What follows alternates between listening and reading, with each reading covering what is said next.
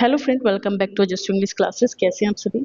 तो गाइस शुरू करते हैं आज की क्लास को। जैसे कि हर क्लास में आपको बेहतरीन क्वेश्चन मिलते हैं, तो इसमें भी ज़रूर मिलेंगे।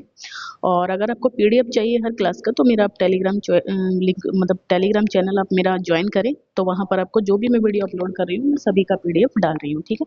तो वहाँ से आप पीडीएफ डाउनलोड कर सकते हैं। चलिए यहाँ देख लीजिए, अब शुरू करेंगे क्लास को। लाइक शेयर कीजिएगा वीडियो को ज़्यादा से ज़्यादा, सभी लोगों के पास पहुँचाइएगा। सब्सक्राइब कर लीजिए अगर पहली बार चैनल पर विजिट कर रहे हैं। चलिए शुरू करेंगे बिना देर किए। हु डज द स्पीकर से गिव बर्थ टू मेलंकली? किसको, जो स्पीकर है वो किसको कहता है कि जो, ये एल एलिग्रो का क्वेश्चन है। तो ये किसको कहता है जो स्पीकर है कि मेलंकली को किस कौन सी चीज जन्म देती है, क्या चीज है जो मेलंकली को जन्म देती है? तो ऑप्शन आपके सामने है, ठीक है। और यहाँ आपका बनेगा ए ऑप्शन, यानी कि सेरबेरस, ठीक है।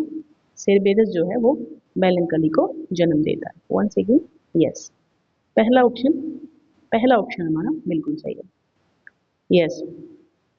विच bird sings in L Allegro? L Allegro में कौन सी बर्ड जो है वो सिंगिंग करती है?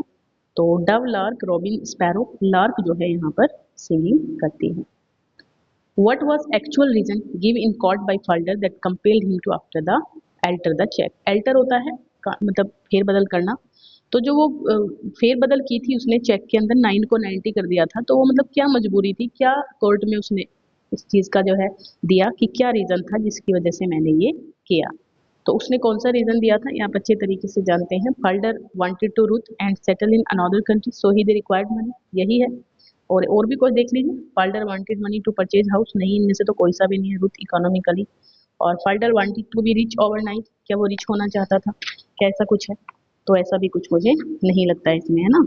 तो ये रीजन क्या था भाई? तो रीजन यही था, ठीक है, पहला ही है ना। भाई वो क्या करना चाहते थे, वो भाग जाना चाहते थे साथ में, और साथ में सेटल होना चाहते थे। Who says it is a matter of life and death? कौन कहता है ये लाइफ और डेथ का मैटर है? तो ये जो है, अच्छा, फाल्डर कहाँ पर आता है? जस्टिस में आता है। तो ये क्वेश्चन भी जस्टिस का है, जॉन गाल्सवर्दी का है जस्टिस। तो उसी से है, 1910 में आया था। अच्छा, इसमें कहता है, ये लाइन कहता है भाई आपका, ये कहती है रुथ हनीवेल। कौन कहती है? रुथ हनीवेल कहती है the matter of life and death. C option, जो उसकी बिलवड है। In which country Falder and Ruth intended to go and get married? कौन सी कंट्री में वो लोग जाना चाहते थे और शादी करना चाहते थे जाकर के? तो वो लोग जाना चाहते थे भाई दोनों south America. Who defends the Forgery Act of Falder, saying it was all the work of moment, the rest has followed as death follows stab to the heart? तो ये कौन कहता है जो फोर्जरी एक्ट है? तो फाल्डर के बारे में कौन कहता है कि ये केवल एक मोमेंट्री चीज थी, जो भाई किसी ने मोमेंट, किसी भी क्षण के वश में होकर के किसी ने कोई गलत काम कर दिया, वरना बंदा ठीक है, ऐसा ऐसी कोई बात नहीं है। तो ये जो कहता है मिस्टर हेक्टर फ्रॉम कहता है, ठीक है। Who is known as the translator of the Ossian cycle of epic poems? कौन है जो ट्रांसलेटर है किसका? Of the Ossian cycle of epic poems, yes. तो ये हो जाएगा आपका जोसेफ, सॉरी, जेम्स मैकफर्सन, है ना। जेम्स मैकफर्सन इसका आंसर रहेगा। सर वाल्टर स्कॉट बोल, वाल्टर, सर वाल्टर स्कॉट के बारे में आप क्या कहेंगे? स्कॉटिश हिस्टोरियन नॉवलिस्ट थे, आयरिश हिस्टोरियन थे, इंडियन थे, या फिर ऑस्ट्रेलियन थे? तो देखिए, आप सभी को ये जानना चाहिए कि स्कॉट थी, स्कॉटिश थे, स्कॉटिश हिस्टोरिकल नॉवलिस्ट थे वाल्टर स्कॉट। नाम से ही जोड़ लीजिएगा इनके। Who is known for the prose satire Gulliver's Travels और travels into several remote nations of the world in 4 parts by Lemuel Gulliver, first a surgeon and then a captain of several ships, ठीक है। पहले वो surgeon था और बाद में captain बना सेवरल शिप्स का। तो who is known for the prose satire Gulliver's travel? इससे भी आप रिलेट कर लीजिएगा इस क्वेश्चन को। तो यहाँ क्या आंसर बनेगा आपका? यस, क्या आंसर होगा इसमें? बी होना चाहिए ना, जोनाथन स्विफ्ट। गुलिवर स्टिवल्स आप, क्योंकि आप अच्छे से जानते हैं, ये आपको जानना चाहिए कि ये जो किताब है ये गुलिवर स्टिवल्स, ये आपके जोनाथन स्विफ्ट की है। A Tale of a Tub 1704 में and the battle of the book 1704 में। अच्छा, ये भी जाने माने वर्क हैं दोनों के दोनों, ठीक है। आप जानते हैं अच्छे से कि ये दोनों ही जो हैं जाने पहचाने वर्क हैं। तो ये किसके हैं? ये भी जोनाथन स्विफ्ट के हैं, याद रखिएगा। अ टेल ऑफ अ टब 1704 में और the battle of the book 1704 में दोनों आए थे किसके? जोनाथन स्विफ्ट के वर्क हैं, दोनों बुक हैं दोनों इनकी। In which of his work Thomas Carlyle argued, किस वर्क में आर्ग्यू किया इन्होंने कि the actions of the great man play a key role in history, claiming that the history of the world is but the biography of great man, की जो history है ना world की वो क्या है, एक तरीके से बायोग्राफी है किसी भी ग्रेट मैन की। ग्रेट मैन का एक बहुत बड़ा रोल होता है, एक की रोल प्ले करते हैं वो लोग हिस्ट्री के अंदर, है ना। तो ये बात जो है in which work Thomas Carlisle ने कही है ये बात, लेकिन कौन से वर्क में अपने कही है। तो देखिए पहला जो वर्क है ना इनका own heroes and hero worship, है ना, and the heroic in history 1841 में इन्होंने ये बात कही है Thomas Carlyle. Whose works include the French Revolution, a history 3 volumes, 1837 में 3 वॉल्यूम थे द फ्रेंच रेवोल्यूशन के हिस्ट्री, और the history of Frederick second of the Persia, called Frederick the great, क्या कहा इसमें इन्होंने, कोल्ड फ्रेडरिक द ग्रेट, कितने volume थे, 6 वॉल्यूम थे 1585 से लेकर के 65 तक। तो यहाँ क्या इसका आंसर बन रहा है, राइट। तो ये भी आपके थॉमस कार्लाइल है, ठीक है। कौन है ये, Thomas Carlyle. What is the meaning of the title Sartor Resartus, a novel by Thomas Carlyle. Thomas Carlyle का एक नॉवल है सार्टर रिजार्टस, तो इसका मतलब क्या है, यस तो आसान सा है ये, पता होना चाहिए आपको क्वेश्चन, द टेलर रिटेलर, यही इसका आंसर है सार्टर रिजार्टस का।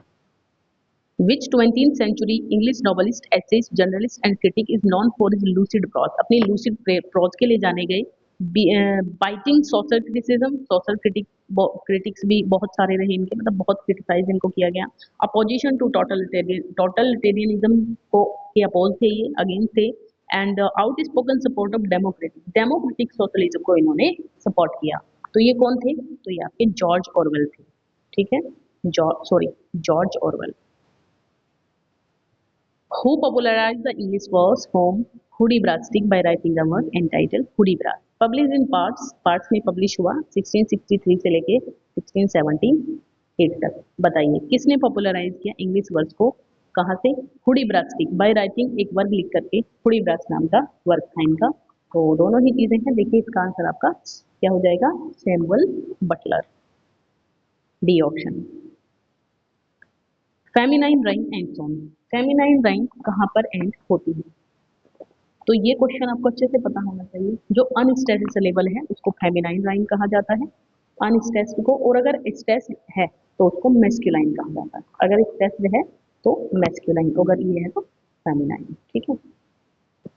The rape of the lock is mock heroic narrative poem written by, तो ये तो आप अच्छे से जानते हैं, the rape of the lock Alexander Pope की है और मोक हीरोइक एपिक है। Belinda and Lord Baron are the characters in, Belinda और लॉर्ड बैरन नाम के जो कैरेक्टर हैं वो कहाँ पर मिलते हैं आपको, तो बहुत आसान सा क्वेश्चन है, the rape of the lock में है दोनों, है ना, the rape of the lock.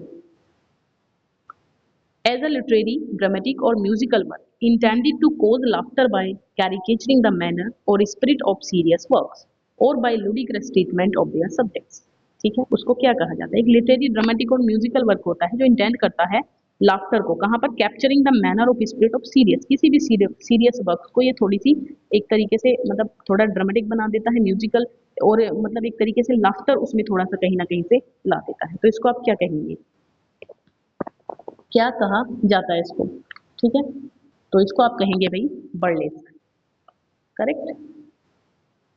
In English literature an is a poem of serious reflection usually a lament for the dead, तो ये तो आपको बहुत अच्छे से पता होगा, एलिजी कहा जाता है जो डेड के लिए लेमेंट होता है। An elegy on the death of mad dog, ये किसका है, रिटन बाय, किसके द्वारा लिखा गया है इसको, तो देखिए ओलिवर गोल्ड स्मिथ, किसकी है ये elegy on the death of mad dog, Oliver Goldsmith. An elegy in a country churchyard 1750 में इज रिटन बाय, 51 में पब्लिश हुई थी, 50 में लिखी गई थी, तो ये तो आपने पढ़ी भी है, थॉमस ग्रे की है, 12th में थी, यूपी बोर्ड के सिलेबस में थी, हमने पढ़ा है इसको भाई, है ना।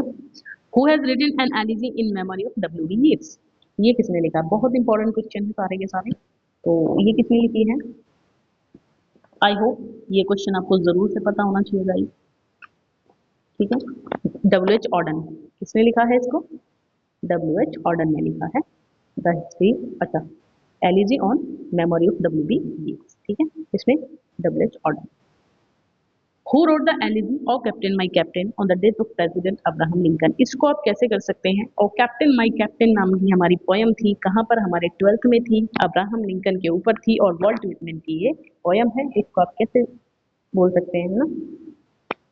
Give the right suffix for the word king to make it an abstract noun. जो किंग वर्ड है इसको एब्स्ट्रैक्ट नाउन, पीजीटी 2013 में आया हुआ क्वेश्चन है, तो आप कैसे बनाएंगे इसको, एब्स्ट्रैक्ट नाउन कैसे बनाएंगे आपको। देखिए किंग से किंगडम बन जाएगा, किंग से किंगडम बन जाएगा। The singular form of diagnosis. डाई देखिए जहाँ पे भी सेस लगा रहता है, ठीक है, डायग्नोसिस की प्लूरल फॉर्म क्या होती है। क्या पूछ रहा है, अच्छा सिंगुलर पूछ रहा है ये तो, है ना। तो सिंगुलर कौन सी होगी भाई, डाई, ये तो गलत है बात, ये उल्टा हो गया। डायग्नोसिस सिंगुलर होती है, डायग्नोसिस सिंगुलर होती है, और डायग्नोसिस जो है वो आपकी प्लूरल होती है, याद रखिएगा, ठीक है। इज आर, इसमें देखिए एरर बताना है आपको, एरर पार्ट है। तो it are the books and their authors that have confused us, है ना। तो यहाँ पे बताइए इसमें एरर है, यस। तो पहले ही पार्ट में भाई इट का क्या मतलब, अगर आर आ रहा है तो इट थोड़ी आएगा, तो या तो दीज आना चाहिए, दीज आना चाहिए, यहाँ पर दीज यूज कर सकते हैं, ये एरर है ए पार्ट में ही। चलिए, either of the book two boys are eligible for selection for the post. देखिए ईदर के साथ हमेशा आप सिंगुलर वर्ब का यूज करते हैं, सिंगुलर वर्ब का यूज करते हैं ईदर के साथ, तो आपका यहाँ पर क्या आएगा, आर की जगह इज आएगा, ठीक है। इसमें भी एरर पार्ट बताना है आपको। The horse and carriage have been standing at the door for 2 hours। तो हैरेज and the horse and the carriage, इसका क्या करेंगे आप, आसान है ये भी बहुत, ठीक है। देखिए इसमें कोई भी एरर नहीं है, क्योंकि हॉर्स और सामान दोनों ही खड़े हैं दरवाजे पर, तो इसमें कोई भी एरर नहीं है, ये आपका बिल्कुल सही है। कुछ बच्चों ने शायद समझ लिया होगा कि यहाँ पे है आ जाएगा, तो ऐसा नहीं होगा, क्योंकि द हॉर्स और कैरेज, ठीक ठीक है, दोनों अलग अलग चीजें हैं। Which of the following is grammatically incorrect. ये शायद मैंने कल भी करवाया है एक प्रैक्टिस सेट में, 2016 का जो प्रैक्टिस सेट में उसमें ये आया हुआ है क्वेश्चन, तो ये मैंने कल भी करवाया है ना। कोई नहीं, बार बार जितना रिपीट होंगे ना क्वेश्चन उतने ज़्यादा आपको याद होंगे, है ना, ये याद रखिएगा, जितने ज़्यादा रिपीट होते हैं उतने ज़्यादा याद होते हैं। तो इसमें आपका बनेगा डी जो है वो हमारा, ठीक है, इसमें डी हमारा करेक्ट, ठीक है, डी हमारा करेक्ट है, बाकी मुझे सही नहीं लग रहे हैं। Which of the following pairs is mismatched. इनमें से कौन सा पेयर मिसमैच है, ठीक है, मिसमैच पेयर, पेयर इनमें से कौन सा है। ये ग्रामेटिकल, अच्छा मैंने ऊपर करेक्ट बोल दिया शायद, भाई ये ऊपर वाला जो बताया है ये इनकरेक्ट है ग्रामेटिकल, ये वाला जो है ये ग्रामेटिकल इनकरेक्ट है डी, बाकी सभी ठीक है, क्योंकि यहाँ एक ही जरूरत नहीं है। फेवरेट तो आपका एब्स्ट्रैक्ट नाउन है, तो इसके सामने हमें इसकी जरूरत नहीं है। चलिए, which of the following pairs is mismatched. देखिए सिंपल प्रीपोजिशन आफ्टर है, कंपाउंड ऑफ और डिस्गाइज्ड प्रीपोजिशन ए और ओ, पैरा पार्टिसिपल इन दी ओ। देखिए यहाँ ये वाला गलत है भाई, ये वाला गलत है हमारा कंपाउंड वाला, क्योंकि देखिए कंपाउंड प्रीपोजिशन में जैसे बिटवीन हो गया आपका, बिसाइड हो गया, इनटू हो गया, ये पेयर वाले होते हैं, दो या तीन तीन मिलकर के ये बने होते हैं, तो इनको हम लोग कह सकते हैं, है ना। बाकी यही आंसर है, वैसे फाल्स माना था इसको, लेकिन मेरे हिसाब से यही होना चाहिए, ठीक है।